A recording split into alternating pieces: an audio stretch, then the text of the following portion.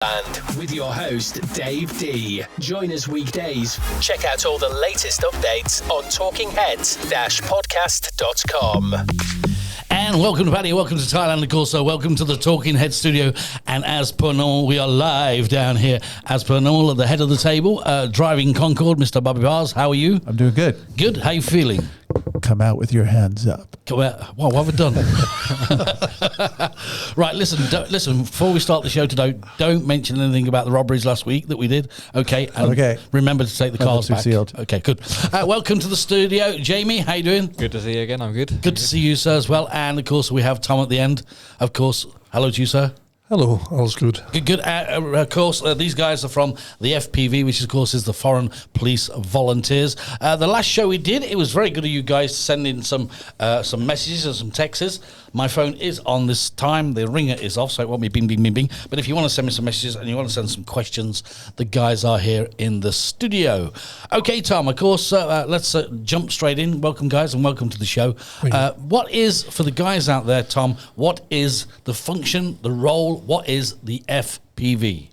Okay, basically we're a group of expat volunteers. I think now in the group there's about 50 volunteers. And our role is to try and assist the police in dealing with foreigners in Pattaya area that have problems. We're sort of the in-between guys sort of thing. Our primary role is translation, but we're the in-between and guys. And diffusion, of course. Yeah, diffusion. Yes, of course, it's Jamie. It's multicultural though that you have in the FPV, isn't it? I mean, yeah. You speak some languages, and of course, you have other people that speak other languages as well. Yeah. Yeah, there's a good mix of nationalities and cultures in our group. So you're probably covered on all languages, you think? I would say most of them. Mm-hmm. Being in the FPV, a lot of people have the perception of this, and that is, I mean, a lot of people just think that you're side by side with the Thai police. You've got as much power as they have, and of course you can put them in cuffs and take them off the jail and kick them in as a foreigner. That's correct, isn't it, Tom? I wish it was. It'd be great. I would really love it, but no. Basically, we have the power given to us by the Thai police for the function we're doing at the time. Mm-hmm. Now, at the moment, and over the last few years, we've basically been doing functions within the three main police stations around Pattaya. That's Pattaya Police Station, Na Jumpton Police Station, and Nong Pru Police Station. Mm-hmm. So we have a help desk there, and we're working inside. But previously, we had also duties, road check duties with the police in the evenings, etc., etc. And our function and our authority was given to us by the senior police officer on duty at the time. Mm-hmm. And that's whatever he instructed us to do. Now, I've done talks before at the Expats Club and a few other places, and on one occasion one guy said, well, if I ever see you have no authority, you're nothing, and if I'm ever approaching you on my motorcycle, I'll not be stopping because you have no authority to stop me, etc., etc. But that is not the case. I was going to say, I mean, that's surely not the case. You have to have some authority to do something, surely. Of course. And usually the police that are supporting us, whether it's in the police station or outside, they don't take very kindly to us being put down. When you're trying to help, of course. Yeah.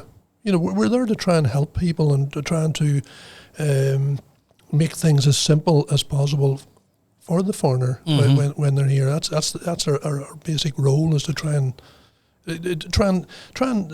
help them to sort their way through the mire of procedures and differences. But of course, Tom, the problem is, and both of you can jump in here, and that is a lot of times when you're trying to help people, they take it the wrong way, as though you're trying to put them in the shit or something, or to try and stitch them up or do something, and they take it the wrong way. You're not trying to help me, you're trying to stab me in the back or something. Surely you come across that.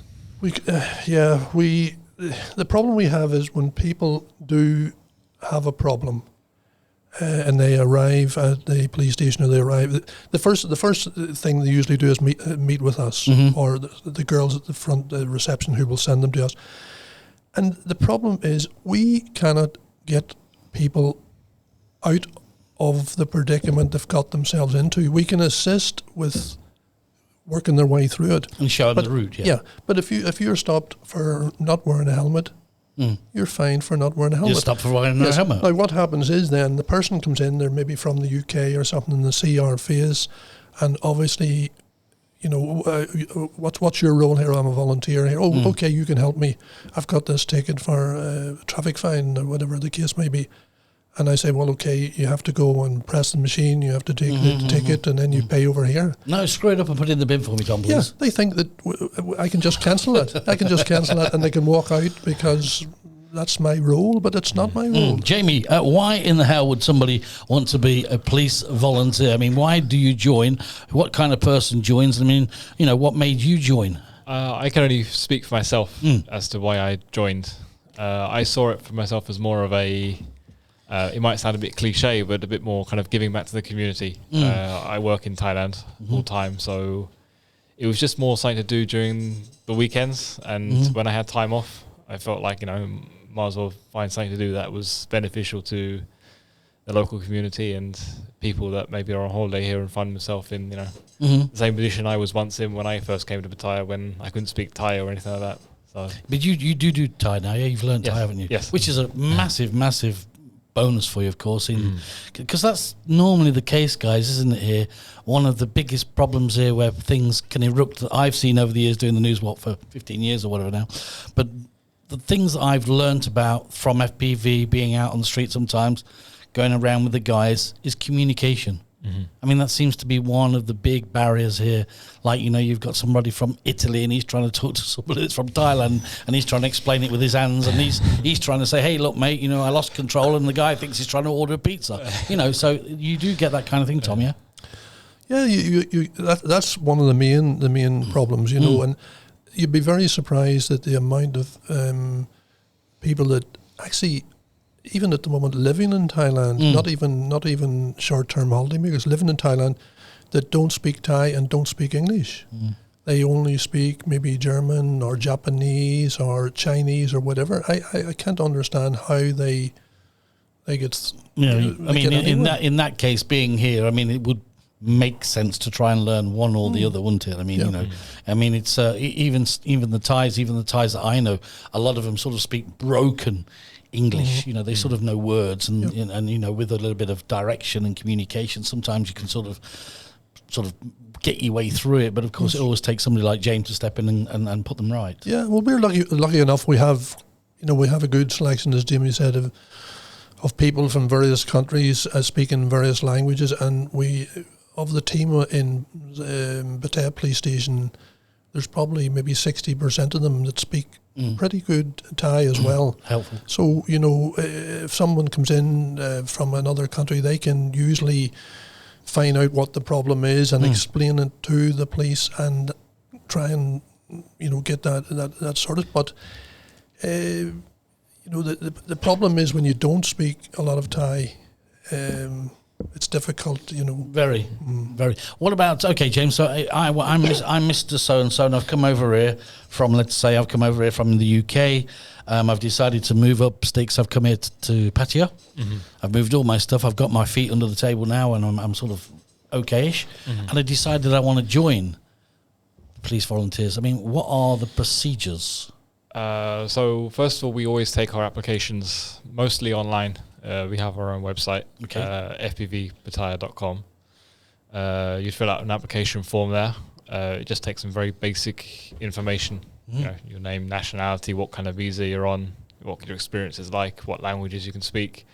Send it off, and then we usually get back to them within a couple of days or so to say what the next steps are. The next steps are then if we do feel this person is past the initial phase. So from filling out the form, you do a face-to-face then, yes? It depends on what kind of quality the application was. Okay, if somebody we think that passes the basic criteria in FPV, would invite them to an initial face-to-face interview, right, to discuss further about what they think FPV is about. What they expect, then we tell them exactly what it is, and then we go from there, depending on what their reaction So is. what about, I mean, surely through the systems that we have today and the computers and the internet, background checks Surely that exists within the FPV, yes? Yes, correct. Yeah, all of our applicants require a background check from their respective country. This is obviously the most basic thing we need to do. Absolutely. Before we take anyone else on. So, Yeah, sure. And you passed it. Yes, I passed it. So far. You too, Tom. I done well. I don't know how that happened, but Jamie's gone just. So after they've been and filled out the one online, and you've done the face to face. I mean, what's the next bit after that? I mean, how do they come to you and you give them the uniform and the ID and then kick them outside so they get on the streets? Is that how it works? So no. Tom's going, nah, I do well at that. Once we're all happy and we've so-called onboarded them, they will undergo a 3-month initial training period, at which they'll wear a plain white t-shirt, polo shirt, and they'll shadow one of our full officers in the police station or wherever they're assigned to for that 3-month period for their training. And should they still be with us after the 3 months, they then have a test of everything they've learnt within them 3-month period. And then at that point there'll be so-called an EP officer, which is an evaluation period officer, which is that 3 months. Then they have shifts by themselves, but there's always kind of the occasional checkup on them. And then after the 3 months, then they'll have another exam, which means they've passed the evaluation period to become a full officer. I told you, Bobby, it wasn't just filling in the document and getting the uniform and being given an AK-47. What are you on about? So it's quite a long process. Yeah? It does, yeah. And I can't blame you for that, of course, because it has to be 100% right we have to be in what they're doing in the position. You guys cannot carry guns, though, can you? No. You're not allowed to. Is there a reason for that, Tom? if you've seen some of our volunteers, you would understand. That would answer your no. I'm only joking. No. I mean, forget joking. the guy who's got the bolts through the neck. I'm just talking about. No, I mean, what are you? Is there? It's a serious question. I mean, is there a reason for you not being able to carry them? Well, foreigners here are not normally allowed to carry firearms. Okay, even if they do the firearms test and get a license, it doesn't exist here. No, foreigners are not allowed to carry. Interesting. But having said that, there's no real need for us because we're working at all times with the Thai police, so there's no real need for us. But they carry the guns anyway. Yeah. Now, having said that, we have had people that we have brought through our recruitment system, interviewed and induction and to the police station. And one guy, a Russian guy in particular, he then approached me after about 3 or 4 weeks because he hadn't been issued with the gun and what was happening, sort of thing, you know. So there is a lot of expectations. But example, recently we interviewed, I think it was 10 applicants. And out of the 10 applicants, the number that were suitable were 0. 0. For what reason? Many reasons? Or? Various reasons, mainly wanting to join the Foreign Police Volunteers for the wrong reason. What would be the wrong reason? Give me one example. Do you know who I am? Yeah. They want to be a big policeman. Sure. At the end of the day, we are not police. We'll never be police. We are police assistants, really. Yeah, human beings that live in a foreign country that are trying to assist the police in helping other foreign tourists out. You're doing the job. That's it. And that's it. And a lot of people, say they want a typical example. It's a few years ago now, and I interviewed a guy at the office, and I just interviewed him and told him what it was all about, etc., etc. And then I got a phone call about 2 or 3 hours' time from Mr. Coloff, who asked me, did I know this person? And I said, why are you asking? He says, no. He says, a friend of mine who is a travel agent in South EC has just been threatened by this guy. This guy, he wanted a refund or something like this. This guy was now in to tell him that he was now big police and he would make problems for him unless he got his money refunded. Now, this was only somebody that I'd actually interviewed. Sure. So obviously he didn't. Well, he's got it in his head that he's in. Yes, exactly. And then, so what sort of guy would that be within 6 months' time? You know, You want me to answer that? exactly. Yeah. You know, so this is the whole. Once you get the people in through the door, if you've picked the wrong person, you've got a big problem. I bet you were gutted that you didn't get an AK-47, weren't you, Jamie? Not what it was advertised. Read the small print. Read the small print. Guys, let me ask you a serious question, because at the moment, of course, Thailand is in a bit of a dilemma at the moment. Of course, it was going the right way. Now it's sort of changing with the situation that's out there. I mean, you guys, Jamie first, if that's okay, Tom, working throughout COVID, Jamie, I mean, you know, surely you have to be a little bit careful. Yeah, we definitely have to be careful because we are always in the police station. We're probably known as the frontline workers, so to say, because we're always at the front desk taking on the cases that come through the door. In terms of how we've adapted to deal with the COVID situation, is that at the front of the police station there's like a thermal scanner to check body temperature in the initial phase, and then once they actually come into the reporting room, you'll see there's like a massive glass pane in front of our desk. So whoever's coming to report the crime has That's to the one with the window wiper, yeah? yeah, something like that, yeah. It's not installed yet, but yeah, it's coming. It's coming. Have you seen the one in Tesco? I love the one in Tesco. I go in and out the door in Tesco just to go through it again. Have you seen it? It's like a body scan that you get at the airport when you have to put your arms out and it shows you all your body and that, yeah? I keep going around in a circle like that. It's really cool. Well, they had something like that the last COVID. They had something like that at the police station. Well, not exactly that.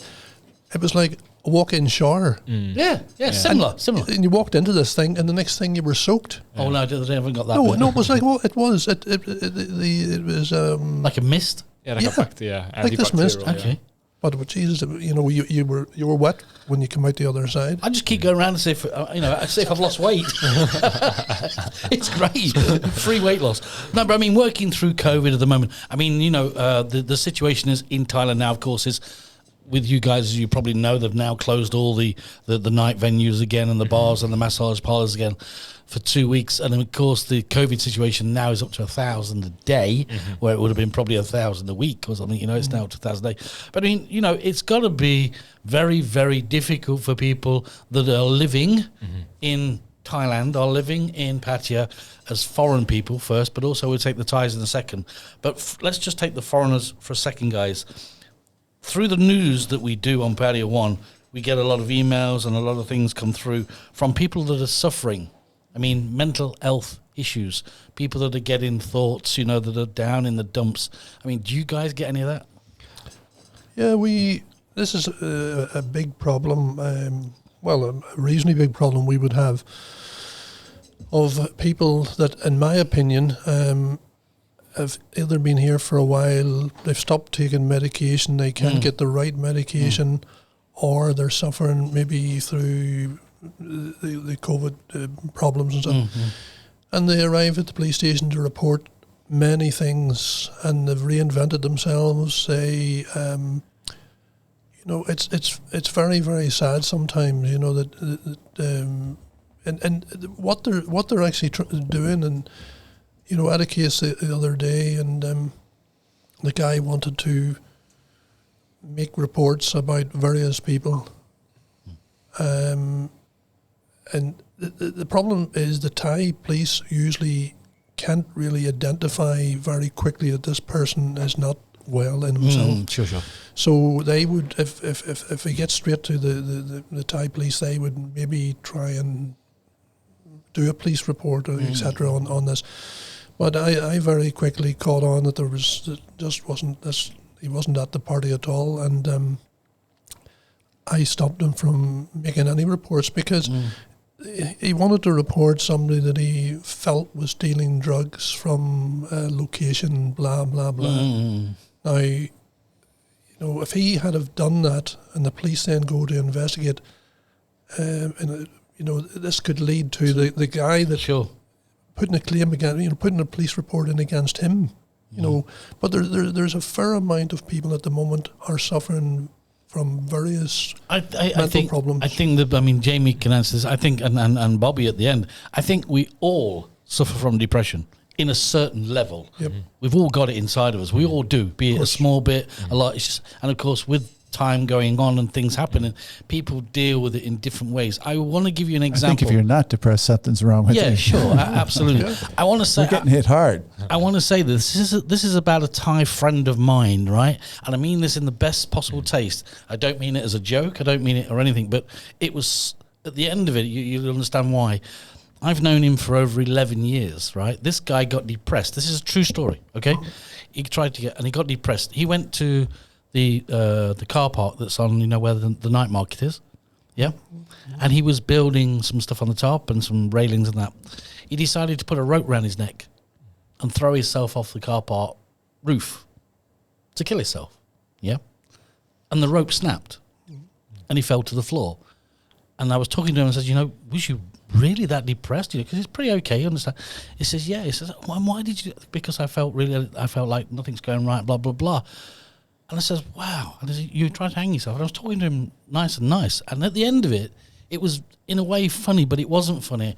And I said, so what are you going to do then? He says, well, I won't try and do that again because the rope snapped. It sounds funny. Yeah. It sounds funny because the rope snapped. It's funny. Yes. But it's not when you took the whole story. I mean, this guy went, and I know quite a lot of people in the same situation. I know I've met ladies that have had big restaurants down on Beach Road, full, taking a lot of money, now sleeping in the doorway with nothing inside. It's horrendous. And for anybody to say that, the mental health situation in Thailand with foreigners and Thais is low it's beyond me, because there's so many people suffering. There is, and there's not really the support. The support. No. There isn't the support. This is the problem that we, again, have when we discover somebody that is arriving to the police station with a mental problem. Okay, we can contact their embassy and try and get some help, but at the end of the day, there's not much help available. And they haven't committed a crime, so the police can't get involved. There is Samaritans in Thailand, yes? Some Samaritans, I think, are in Thailand. There is, but not really the help you want. No, and especially for foreigners, it's not.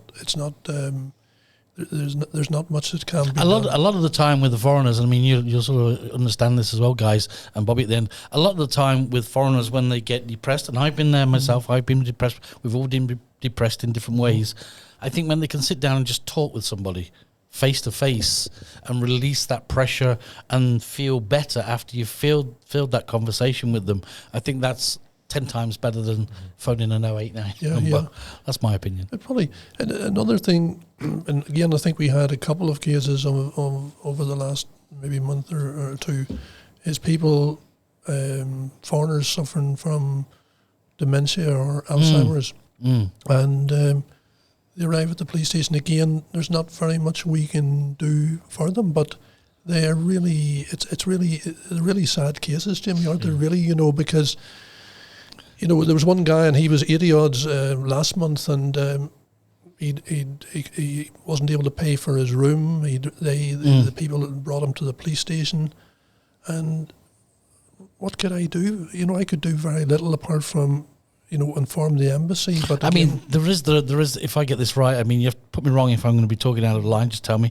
I remember that a few cases before that I've done is where they've run out of money, they haven't got anything, and then they took them to the police station, then they took them to the airport, which was at the airport, they sit there in their holding cell and talking and everything to try and find somebody to pay for the flight home, and then there's only certain airplanes that deal with deportees, correct? Yep, that's right, isn't it? Correct, yeah. That's correct. And that's the sad, and once you get in, the problem is once you get into the system, you're in the system. Sure. And it's difficult to get back out.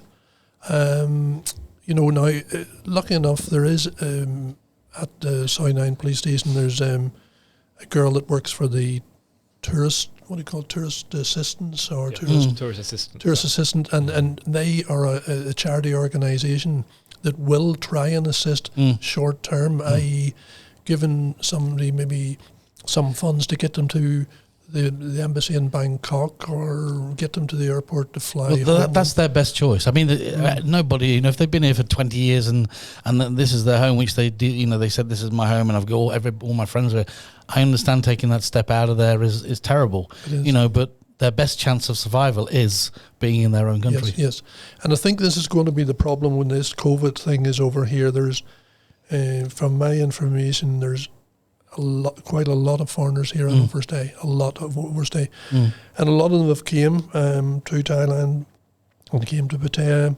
They've maxed out their UK credit cards completely, living the good life.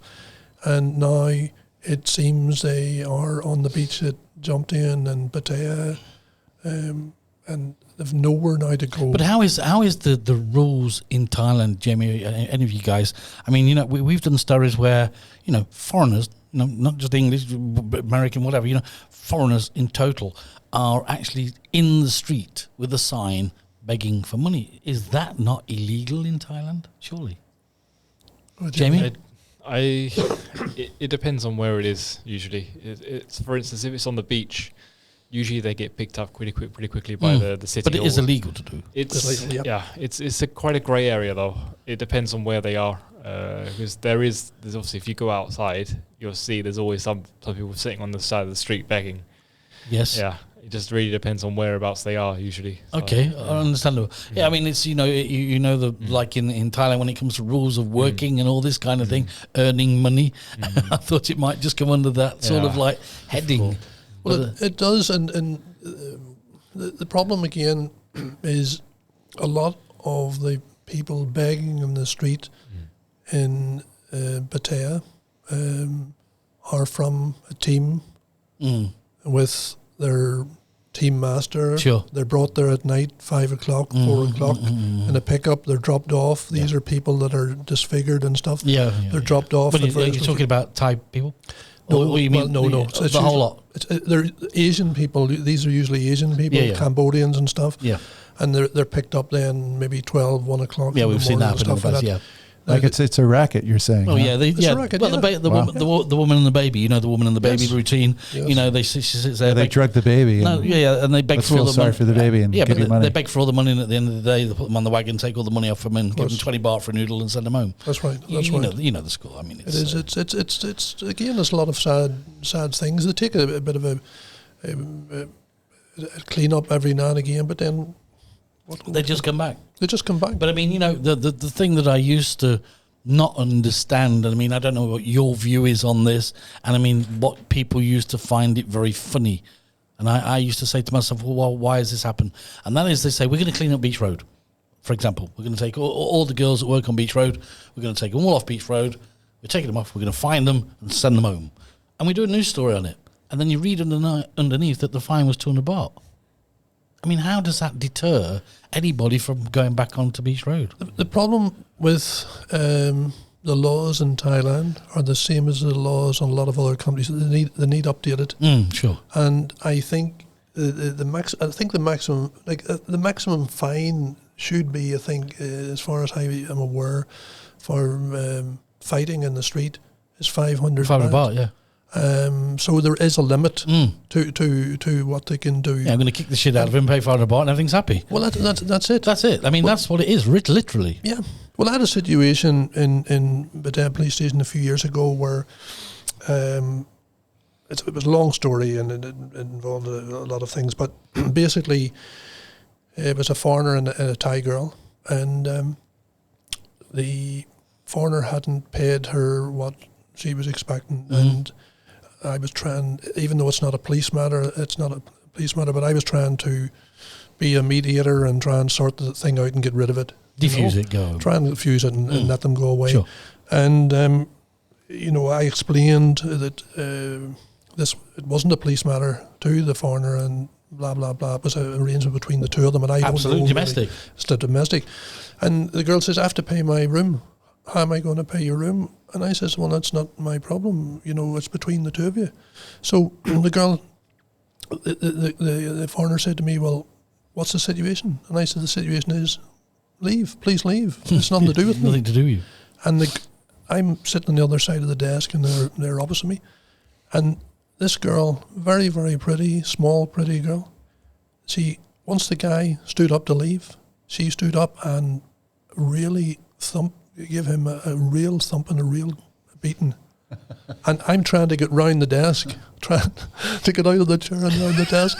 And I wrestled her off him and back into the chair, and she put her hand into her bag, and she handed me 500 baht. She says, there's 500 baht. So she knew. It was worth it. She says it was worth it. Good for me. Disrespected, and here you go, dude. That's it. Wow. What's a typical case for you, Jamie? What's a case that you've dealt with? What is the normal sort of situation on what an FPV would sort of deal with? I mean, tell us one of your cases that stands out. I think the usual case I see the most of is people getting on songtails and leaving things on the songtail, or it being pickpocketed out of them.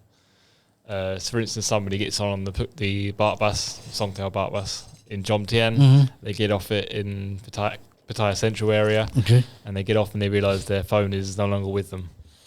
This is quite a normal case I get. Well, it's not obviously not normal, but it's a very. So somebody's taking them on the Songtail bus. Yeah, or they've left it on the BART bus. So and we used to get, Tom, years ago, we used to get the guys that used to drive at the side of the BART buses and lean over and snatch the chains from around the neck while they're driving on the taxi. We had loads of them. I'm thinking, wow, I mean, that takes some nerve to do that as well. It does, and that was going on for a long time. Oh, a long time. Yeah. But again, these people that do this, the Thai people that are involved in these, it seems to be the same people. Yeah, recurring. And they're recurring. And what happens is they end up in court. They get so many years in jail, and you can be sure when they're released, they're back on. They're back to exactly the same thing. What about a difficult case that you've dealt with, Jamie? I mean, one that's sort of like how can we say it nicely? Got you back up, got you excited to do whatever, and it was a bit hard to deal with. Have you got one of those? I've had a difficult case in the terms that it was quite. It wasn't great emotionally. I think I had quite an old gentleman in Jomtien area about a year or so ago. It turned out that he had some materials on his computer that was not legal, so to say. To this day, I'm not sure whether it was him or it was somebody else within his house, but the police had like a record to say it's been downloaded to their computer. Okay. But obviously they had all the evidence, so this guy had no choice just to admit. Which today can be done automatically, by the way. But this guy was like 85, 90. So he was going to prison basically. For this kind of crime he'd committed. So it was quite sad to see this old frail gentleman, which you kind of see probably. But he must have had more than one on there. There must have been a hell of a lot on there. There was a lot. But this guy was married. He had 2 kids. He didn't seem the sort of person that would do this. So you're always kind of left thinking, this guy's got kids and got a wife. Really, would he do this? The problem is today. I mean, the problem is today, and we get this on Pattaya One because you've got an email there, you've got a site there, you've got a website working there. Because somebody sends out a bot attack with all this kind of stuff on it, and we get it on Pattaya One, and it pounds you. It pounds your email, it pounds your website. So then you have to come up with another situation where you stop that. And then once you've stopped that, they find another way. So it's either casinos or the wrong stuff. All these kind of things are done by automation these days. Now, if you've got a guy that's 85 or 90 years old sitting at home, he's got no idea what's happening. No. He's not computer. He doesn't have to do that. All he wants to do is look how much your holiday is, or how much is that car, or look on Facebook or something. He doesn't know that really at the back of the computer, why he's doing that, somebody's downloading stuff through a bot. That's the danger today. Where in the old days, of course, it was automation. It wasn't there. It was automatic. It wasn't there. It was manual. You had to do it manual. But today they can send it. I mean, we get so many attacks on Pattaya One. It's unbelievable. It's horrendous. It's a bit scary to think of that, really, isn't it? Well, I'll give you a figure, Tom. I'll give you a figure. On Pattaya One alone, last year we had 251,000 attacks. 1,000? Yes. Jesus Christ. Yes. My God. That's scary business. Yep. And yes. And I mean, when I say one attack can be 1,000 emails. Oh my God.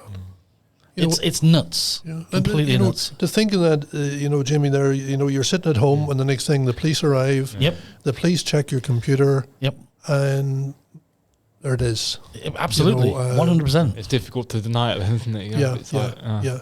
Unless you've got somebody that's really, really, really in the know and knows what he's doing, and it's got to be really, really good to know what they're doing. They can tell that it's been sent by that. But the thing is, these days with what they've got is, and I kid you not, that every single email that through a bot attack that comes onto Pattaya 1 has got a different email address. It's amazing what it's nuts. It is scary, you know. You know, if you've looked at, there's a big scam at the moment going out where people can't log into their Facebook. They're logged out. Yeah, for example, we'll take Facebook. It happens on other sites. So you can't log in your Facebook, and you send this, and they say, yeah, contact us here, and we do this. Then a chat comes up, and it says, okay, let us take over, and we'll do it for you. Can you go onto this window? So they go onto the window, and while they're on that window, they're at the back of the computer, taking all your personal information and taking everything off your computer. And then they say, okay, click that, it's okay now. And you go, click, oh, yeah, it's all done, thank you very much. But while they've kept you online, they've raped you. They've raped your computer. It's really, really scary. So people have to be very wary of what they're doing and what they're clicking. Make sure it's from the original, it's from the original people. Just check it, because like the PayPal that's going off now, there's a scam going around with PayPal. There's also one with Facebook.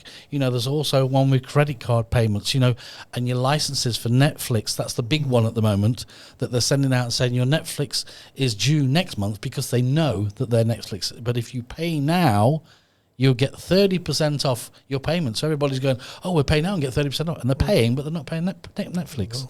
They're paying other people. So our friend and channel supporter, Dwayne Tonkin from Australia, wants to hear some funny stories. Okay, Dwayne, just for you. We'll say, anyway, so and I get it all the time. So I'm just telling you you get a bot attack on your computer, that's it. Unless you've got somebody like I have who sort of deals with it every day, it can absolutely fill your computer. And you wouldn't even know. Yeah, well, see, with me, I'm not technical at all, so I would fall for these things. I try and not click onto anything at all, because you could just... I'd rather lose the person or lose whatever, rather than click the wrong thing. But there's a lot of things when people go on to computers, and let's, for example, you wanted to download, let's say, Line, for example, in Thailand. The actual line to put it on your computer is there. But also there's another 5. And if you don't look at them very carefully, it's only a dot out. And it just changes the whole thing. And I've had people go, why is this? Why is that? And then I look at it and it's completely wrong. Anyway, let's get off that subject, because that's depressing, but it's also reality. Dwayne, how you doing? All right, mate. Thanks a lot. Funny stories. Let's go for Jamie first. Funny story, because he's laughing, so that means he's got a funny story. It's either that or he's thinking what he's going to eat after the show. It's probably not that funny, but it's probably just I guess you would call it sod's law, to be honest. I got one guy come into the police station before. He's come to report that he's been robbed of his phone, or he's lost it somewhere. Apparently he's gone home and he's gone to look for his phone. It's not anywhere. It's not under the sofa. It's not in the kitchen. It's not in the bar he was in last night. But it could be with some bird he saw last night or whatever like that. So he's coming to the police station all worried and all kind of, stressed. So we've gone through normal questions about when, what, and how. Gone to make the police report. Got upstairs to the investigation room and said, "Okay, sir, before we go any further, can you please empty your pockets?" He's had it. It's in his back pocket. Yeah, you'd be, because again, I think it was about 2 weeks ago. This guy came in, young guy, and. He'd lost his motorcycle. He thought it was stolen. He'd parked it in Soy Bucao. And so we made the police report. The detective, he knew he'd parked it outside a gold shop. Hope he's not listening now, but anyway, it doesn't matter. All right. Parked outside a gold. By the way, the names have been changed. But so he went to the gold shop with the detectives to check the CCTV. And while they were in the gold shop, a Thai girl comes in and says, "Oh, hi, I know, you're looking for your motorcycle?" He says, "Yeah." He says, "It's in Soy Honey Inn." So this guy was so drunk, he'd come back. The friends made him park the motorcycle, but he was so on the went in the pub crawl. He was so drunk, he came back on his own and took it to Soy Honey Inn and didn't know a thing about it. I bet that happens a lot. It must happen a lot. Bobby, I have a question for the guys. Come on, give them a question. You're at I want to hear some stories of people losing their pants and being in the street bare-assed. Oh, we've had those over the years, haven't we? Yeah, that's. It hasn't happened too much recently, but it has. Yeah, but again, this has gone back to a lot of this mental problem where there's a lot of these guys have stripped off and go through the. Well, there's one in the Bangkok, weren't there? Where he stripped off completely and just started running over the cars. Just running about and my missus goes, "He never got in our car. He never got in our car." You know, it's you know, there is a lot of very, very sad people, and you know, and as Jimmy said, Jimmy's only raised me fresh. And how long you been here, Jane? 4 years. 3 or 4 years. Not even broken. He's now got promoted. He's now the group leader in Soy 9, so he's doing. Is he promoted? Yes. Wow, well done to you, mate. All right, congratulations. Yeah, another 2 years, we'll be kicking your ass, Tom. Well, the whole plan is I hopefully will retire maybe next year and leave it to a lot of younger and more able people.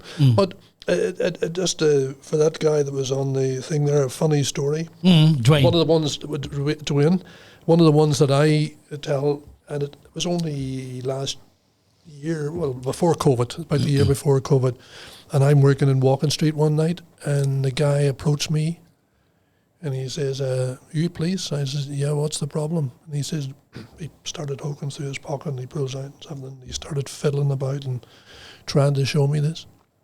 And he says, "I tell you what the problem is. Last night," he says, "I bought these drugs, but they're not real." He says they're a copy. They're a copy. And, I remember. And he said, "Yeah, the guy's just up past McDonald's. That's where he stands." There's one thing we have to say, and I mean this. We're not gonna. Let's just for a second just name. We're not gonna name nationalities or anything like that because we don't want to talk like that. But you know where I'm coming from, guys, and that is, if in Thailand, if somebody gets caught with something, they will give up where they got it from in seconds. People do not understand that, and some of the foreigners that get involved with other people and think they're safe. They're not, because they just do give them up in seconds because they just do. That's just human. Like you just said, I brought these drugs, they're not real. Where did you buy them from? I brought them off him. Yes. And this is not only a drug thing. This has happened in the past where maybe some foreigner has hired a couple of guys to beat up somebody that they didn't like, or a competitor, or whatever the case, and the police catch the persons that obviously done the assault, and they tell everything. I have one funny story I got to share with you guys. You talk about funny stories, yeah. We like funny stories. This is absolutely true. This is absolutely true. Two friends of mine came over here, got a bit of money between them. Okay, decided that they wanted a lady. Okay, had a bit of they've been around the town all night, and it was left that they hadn't got so much money in their pockets. Okay, and they were talking to a certain lady, and the lady said, "Okay, yeah, you two can come with me." Okay, so she went, and they went to the hotel room and everything, and they were sitting there, and she went, "Right, money." Yeah, so they put the money on the table like that, and she looked at the money and she went, "You out? You've not got enough." Kicked him straight out the door, and he went. I says, "What did you do then?" He went, I got a kebab." But it was just a funny situation. I thought something at the time. What about this one then, guys? Because we hear all the rumours, and of course, certain people in the town believe that you do, Tom, and we know that you do. It's absolutely true. You take all those bribes, you take all that money. You're absolutely loaded in that mansion you live in. Yes. True? Well, no, not really. Okay. I probably disappointing. I would probably only get about 200,000 baht a month, so it's not a lot. Oh. And there you go. You said it was $1 million, mate. You said, hang on, can you put some more in that envelope, please? This is the whole. You're quite right. It's You know, and even when we started FPV, and even probably now, some of the Thai police, even the Thai police, can't understand why we do what we do. They think we must be getting money from somewhere. It must be it. Why are you doing it? And you know, this is an old thing that's been going back, and people are, "Oh, you're making money out of this, and the money you get, and you're ripping off foreigners." With our group, and Jamie knows only too well, if we catch anybody taking any money now, very, very often in the police station, we will be offered money. Because a lot of people, that have been here for a while, or even sometimes people that holiday often here, they realise that if somebody does you a favour here, if a Thai does you a favour, he's expecting a tip, or he's usually expecting some gratuity. And very often we would be, some foreigner would try and slip us 500 baht. Do you think it's because like I say, we will put it in context. Do you believe because it does happen in certain areas of other people? Yes. It does happen. I mean, where somebody will get stopped in a car and they say, "Okay, I'm going to write you a ticket," and the Thai policeman's there, and it don't happen. Do you think that they just presume that you do it?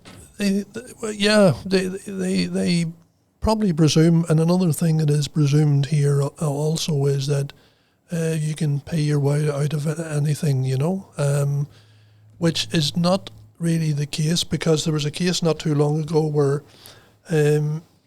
a guy was arrested in Pattaya and brought into the police station, and then his friend arrived and tried to do a deal with the officer, and he ended up in handcuffs as well for trying to bribe the police officer. Sure.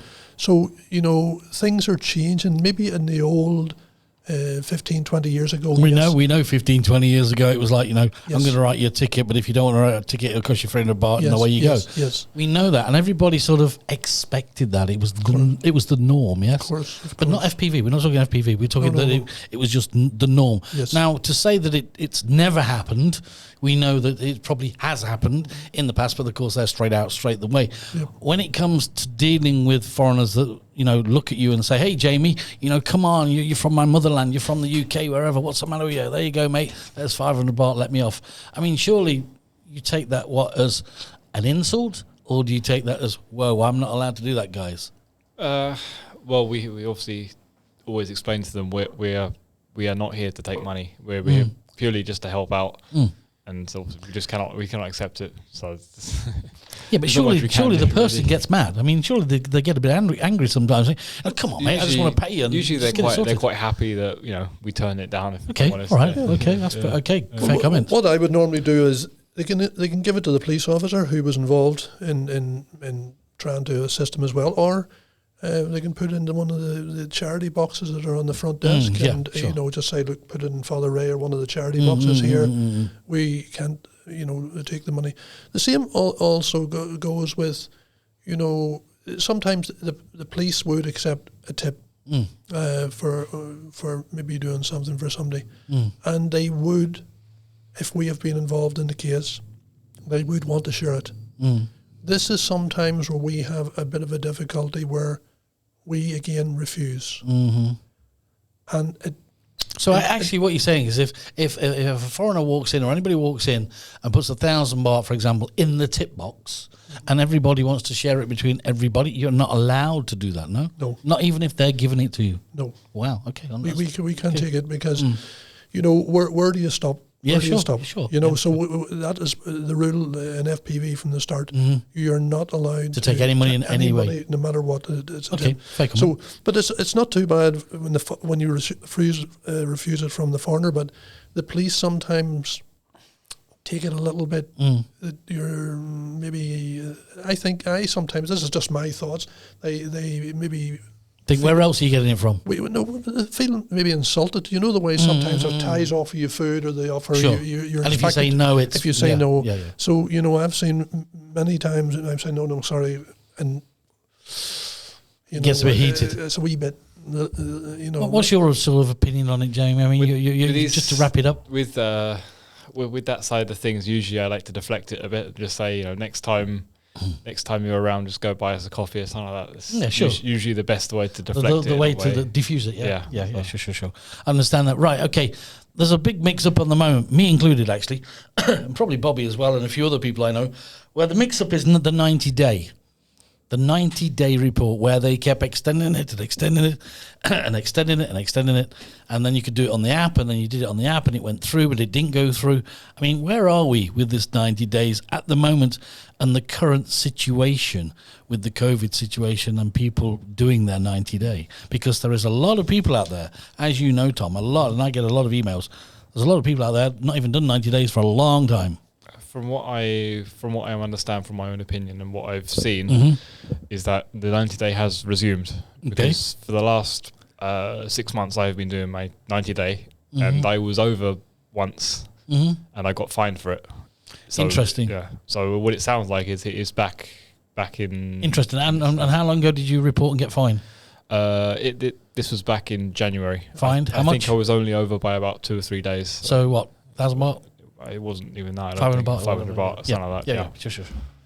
So. Your views on that, Tommy? Do you know any update on this at the moment? I don't. No, okay. Because it changes so It does. so much, and this again is the problem. We would have at the station. We would have a lot of people inquiring about various things, renewing driving licenses, current visa details, and I try and tell the team that unless you are very sure what you're talking about, don't talk about it. don't talk about it. I understand that. I mean, it's, the confusion bit is where I phoned down there and said, we're up at Pizza Rock or somewhere, we're up north. My 90 days is up. I've got to come down and do it. No, it might be like, forget it. It's okay.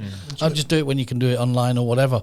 Because on the news, of course, we reported that they pushed it back, and then it was this certain date that you had to now resume again and start doing it. Then they pushed it back again and changed the date. Then they changed it to May, and April. Yes. So we don't know. Even on the news, we're confused on the 90 days. It is. It's difficult. Yeah. Even the staff, maybe the staff, they're not even too au fait sometimes, with the way things change, because they change so frequently. And do it on the app. I mean, like I said, I tried to do it on the app and pressed OK, and that was it. I thought, I've done it, but you don't get any confirmation that it's registered or anything. Well, I done mine, must have been, last month, and I went down and the whole system was down. So you had to get your copy of your front page of the passport and a copy of I think it was the sheet and all this. Oh, so you had to do your copy of your passport and the copy of the 90-day. Yeah, the 90-day sheet. To give you a new one. Yeah, and then she just scored out the date and just wrote another date on it, and that's basically it. So, but it seems a wee bit stupid. I know there was a lot of opposition to it. Remember, it was about a year or two ago, trying to stop all these reports and TM30s and 90s. The TM30. But I want to ask you a serious question, and I don't want to put you on the spot. If you don't answer it, you do not have to answer this question, all right? But me being here for so long, just me, I'm like a lot of other people, married, got children, got a B visa, got a work permit, got a business, pay taxes, do everything, and I still have to report every 90 days. Do you think that is wrong? I think don't answer if you do. You don't have to. No, I think it is wrong. I think a lot of things need to be changed. I really do. Sure. I think it's a lot to do about nothing. But having said that, I have known people that have went to do their 90-day report and were arrested for various things that they were being looked for.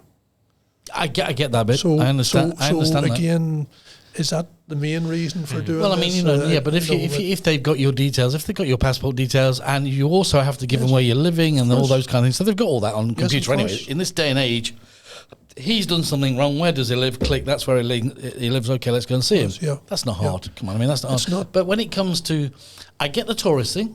I get that. Don't get me wrong. I get all the tourist stuff. I totally agree with the tourist stuff.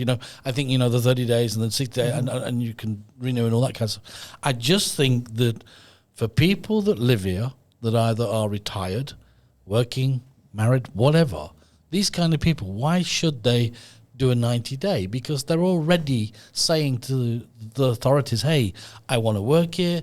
I'm here for a year. Here's my work permit for a year. Here's my visa for a year. I've paid all this money. I've got Thai staff.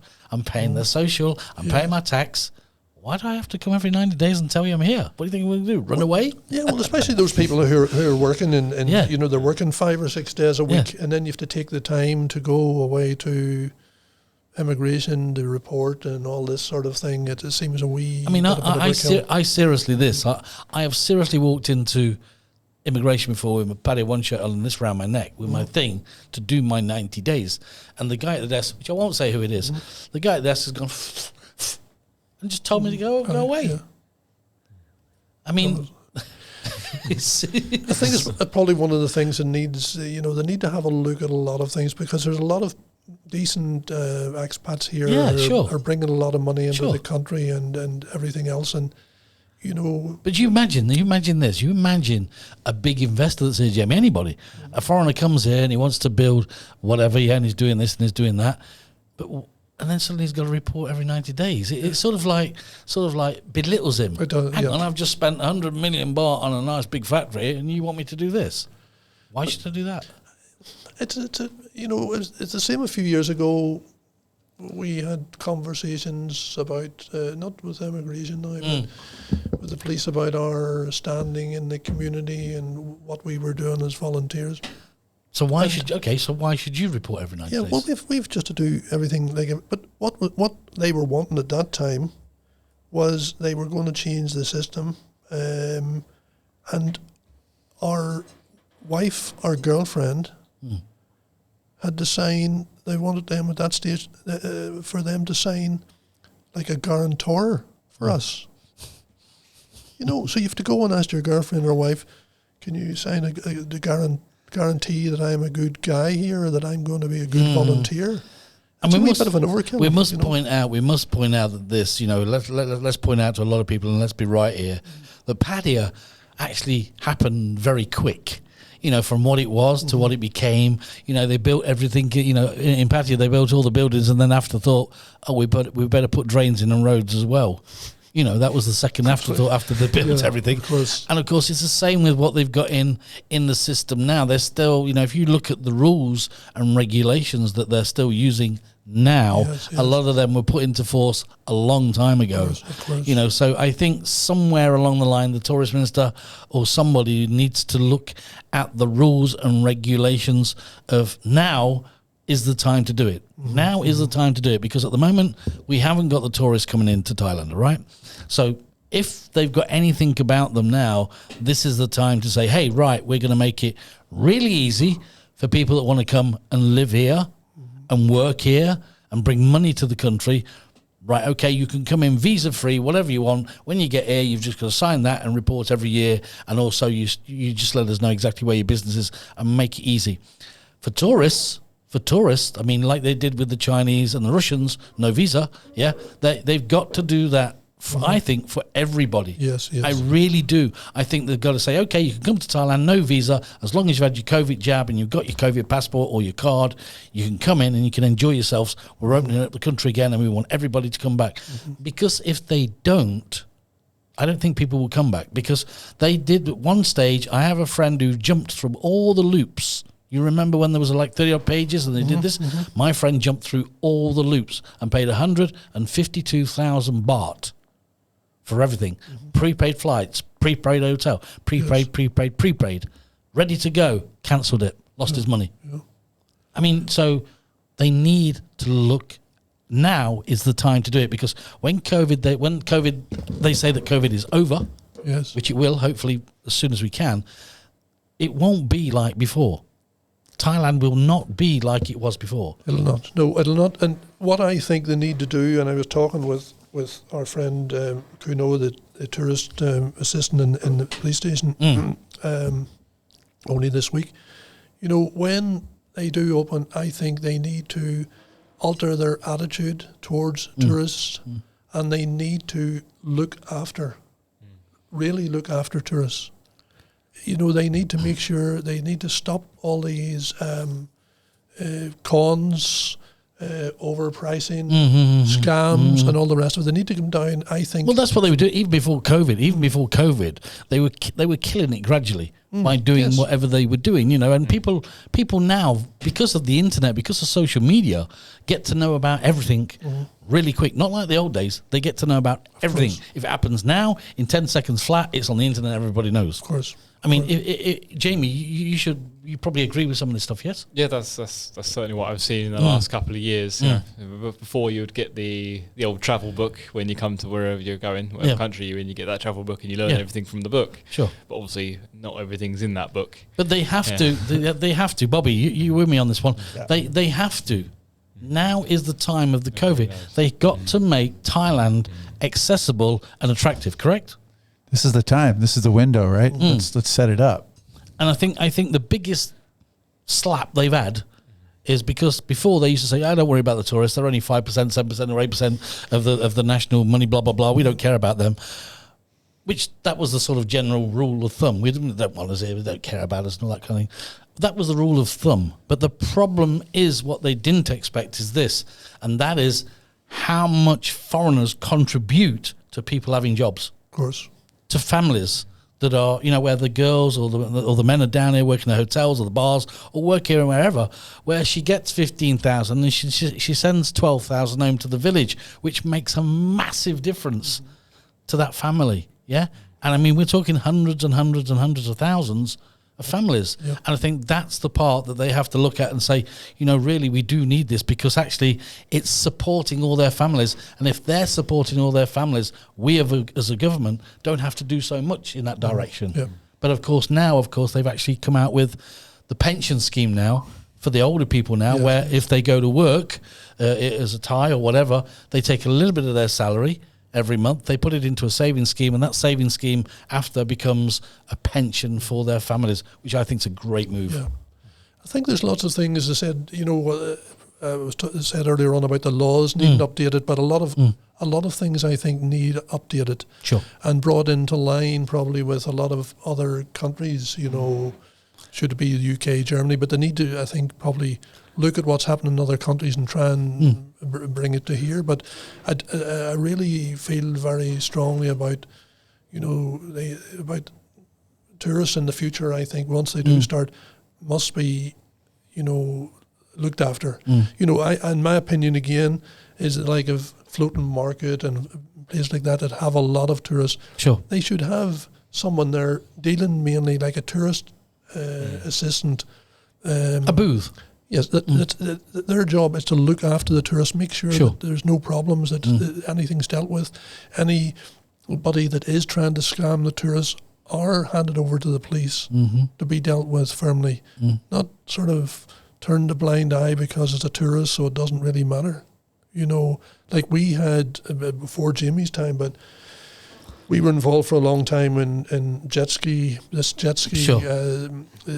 Paper mache in a way it goes. Oh, Jesus, it was terrible. Now, it wasn't all scam. I wasn't very popular at all. I had more rows with the jet ski operators on the beach over the years because they were targeting the Indians mostly, huh? Yeah, they're targeting people just really... New people, I think. New people. Green. A bit if you're green, we're going to hit you. I mean, the paper mache one was the one where they had a smashed-in jet ski. They do it with paper mache, they spray it, and they make it look really nice. So when you go out into the sea, it just dissolves. Yeah. Oh, wow. And then you come back with a nice big hole in it, and they go, pay me. No, the whole, and that was, and that went on and for a long time, and then they had other people, Thai volunteers and different people on the beach pretending to be part of law enforcement that could help them with this and negotiate, and it was very, very sad. But the problem is they did it so many times that it got around the world and everybody knew what they were doing. They shot themselves in the foot when it comes to the business of renting out what they got, and then suddenly they're going, well, we haven't got any business no more. And say, well, you're the actual people that did it. Yes. Because it's like today, like we said, social media today can kill or cure you. It can kill or cure you in seconds. Yeah. It's very, very, very easy to create something today. That certainly done the Pattaya no favours at all, and certainly the jet ski operators. And some of the jet ski operators, they weren't all the same. People were branding them all the same. There were some jet ski operators that I know on the beach that were fine. There was never a problem from them. But there was certain ones were at the police station maybe 3-4 times in an afternoon. Yeah, sure. With the same guys? Same guys. Bringing this customer in and this another customer had damaged their jet ski and same jet ski and my God, the whole thing was terrible. And again, you know. And of course, certain people liked it and they got involved in it in the wrong way, and suddenly it was people in authority that were getting involved in it, and of course that was over the internet. That gave the other people a bad name, blah blah blah blah blah. So it was a knock-on effect. I mean, overall in Pattaya, Pattaya was a great place. I mean, there's a lot of good nights here. A lot of people have a lot of fun here.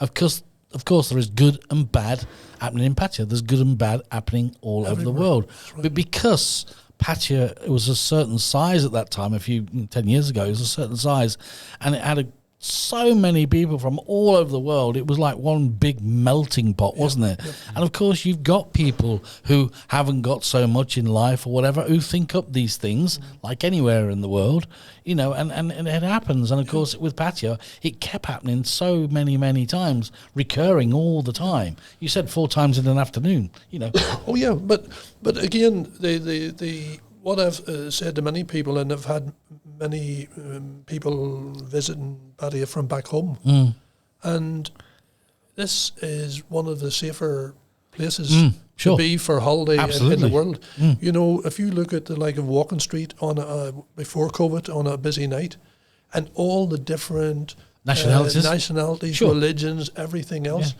If that was Belfast, it would be absolute murder. Yeah. It probably would in the UK. Yeah, there'd be rat squad, police rat teams out, and all the rest of it. But there's most of the nights pre-COVID in Walking Street. No, I mean generally overall, I mean 95.7%. Perfect. Yeah. Perfect. And of course, you always get the odd people that do kick off. Yes. But when it comes to the thing that I've not come across here is racism. I've not come across that myself. Ever, because I just think that here it's accepted. It's one big melting pot. It doesn't matter where you're from, what colour you are, what race you are. They all sit, they all talk, they all enjoy themselves. It's a great place. Now, there ain't many places in the world where you can do that. No. I've actually got involved in disputes on social media over people talking about how the Thais are racist. No. And it all stems from this usually double pricing. Yeah. But it's not racism.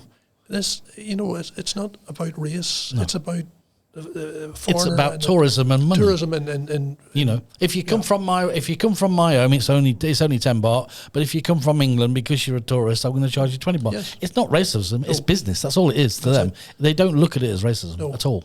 Like the Thais, they don't care whether you're black, white, or what, whether you're Protestant, Catholic, Hindu, or whatever the case may be. Which is a great thing. Which is great. It is. The Thais, I can tell you, 1,000,000% don't think like that. Yeah. They do not think like that at all. Well, I think, I don't know where I told you or not, but my son was over here. One of the first times he was over, he's been over a few times and doing Muay Thai training and different things. And one of the first times he was over, he was probably about 17, 18-year-old. And at that time, I was living in an apartment down in Jumtian, and every morning when I woke up, he was busy. There was another girl leaving and another girl leaving, and this is your son? My son. Good lad. Yeah. And what was happening was, he was going out to these Thai clubs at night, many Thai clubs, a different pub, and a lot of Thai. Sure, been doing myself, brilliant. And these some stunners. So when he was about to go back, I decided, I asked him, what did you think of this place? What did you like best? You've seen a girl coming out of his room every night, and you're going, "What do you think of this place?" Well, that's what I thought. And this is the sad bit. And I says, "What did you like best?" And he says, "It's great here." He says, "You don't have to watch your back when you go out at night and you go out to a club. True. You don't have to watch your back." True.